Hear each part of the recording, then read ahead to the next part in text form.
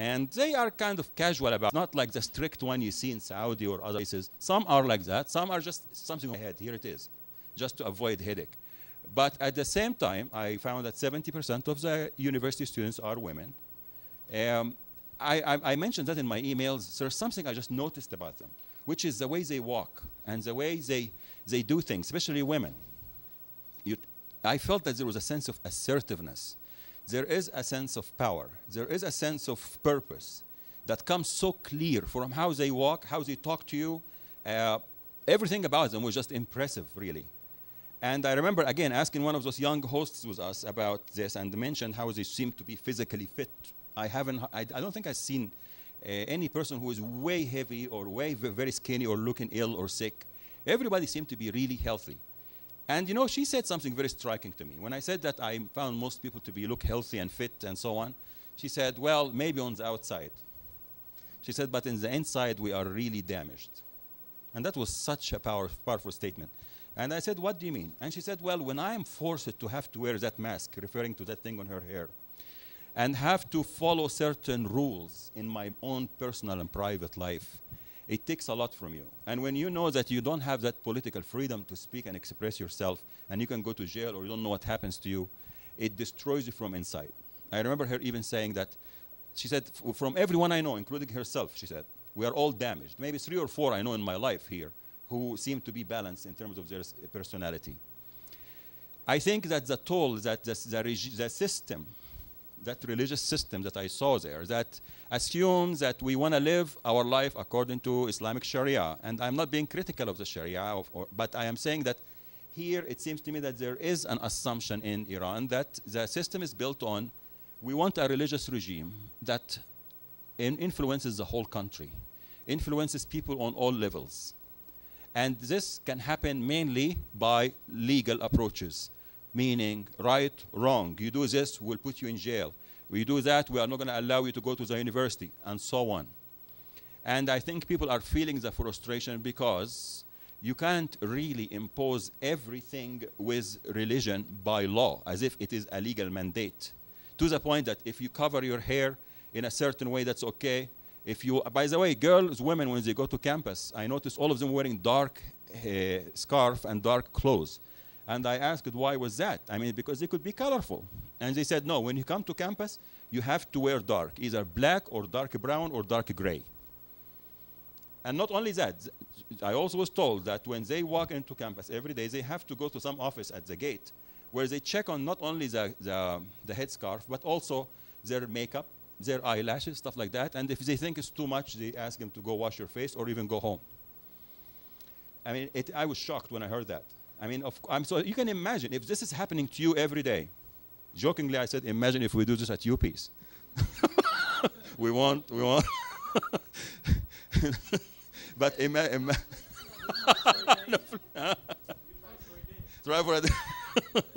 I hope we'll never have to do that here. But then think about, imagine if this is what you have to deal with every day. If you have to deal with this every day of your life. You walking in, whatever the address code is, if someone is scrutinizing you about what you dress and what you wear and so on, that would be very difficult. And I understood from that why this young woman said that we are damaged from inside. That just was only one example. It also made me understand why people working in human rights are very frustrated with the regime, because they feel that there is infringement on every aspect of their life by the system in general, and the current regime, the current ruling regime. Many of them made clear distinction between the Ahmadinejad regime that they have now versus the one before that was Khatami. And they thought Khatami was more moderate, reasonable, and he was opening space for people to express themselves. But the new regime is much more rigid in dealing with them, and that was causing a lot of frustration. Having said all this, I would say that this is where the contradiction and confusion came to me, is at the same time I saw a country that supposedly is part of what we call developing countries or third world or whatever the politically correct word is, that looked very advanced for a third world country. As a matter of fact, I would say it came closer, as I saw things, to what I consider developed countries than to developing countries. And that country, for example, in terms of population, has about 80 million people. Very close to the population we have in Egypt, for example. They have a very similar history pattern like Egypt.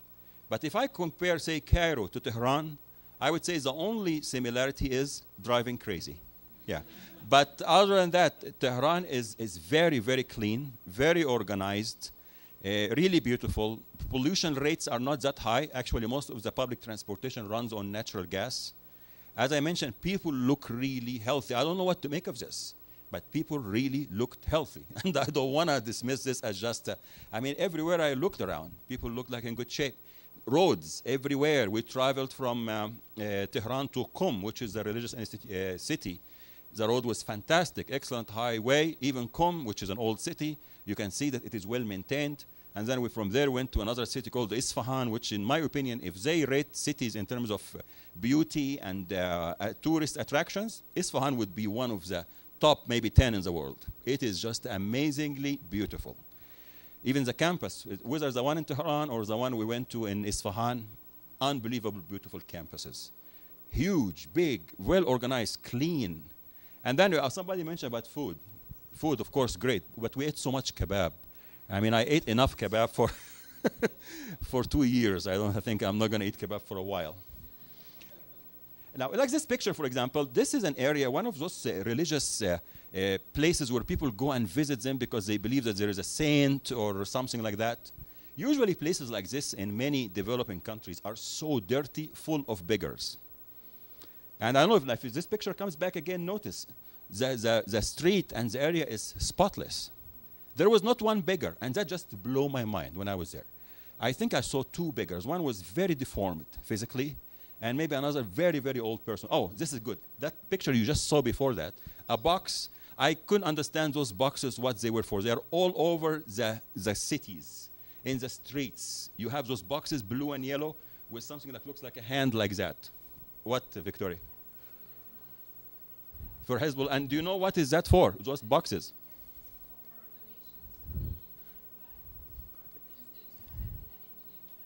Yeah.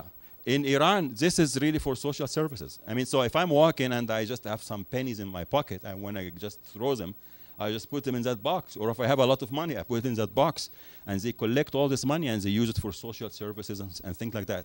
And this, like almost every block has one of those boxes. So that was, again, one surprising feature. To learn is that the education level is 90%, almost 90% literacy rate in that country. I mean, put all this, again, is a picture of the women who have to show their nails and their eyelashes when they walk into a campus, and they have to wear dark clothes. I mean, there's on one, it's not easy for us to simply say, oh, Iran, trouble and terrible and bad and oppressive regimes. Well, probably there is truth to that. I cannot say there is no truth to that. But also there is something else that seems to be very bright. But what was surprising to me also was, me as a visitor for 10 days, I could see all the positive stuff. And I kept pointing to people, look how clean, look how organized, look at this, look at that. I was really proud of them for everything they have. Beautiful parks, beautiful, even the bazaar that usually is not the cleanest place in many of the Eastern countries. Their bazaar is spotless. And they don't hassle you. They don't come after you, oh, come on, come to our store, and nothing like that. But then I found that it was the Iranians themselves that couldn't see the beauty around them. And that too was just a big surprise. I think that, as that young woman said to me, when you are damaged inside, no matter how much beauty I put around you, you cannot see it because you are so hurt. The metaphor I've been thinking about is, say I go to, and I think there was one picture of some restaurant that was just so fancy called Shahrazad.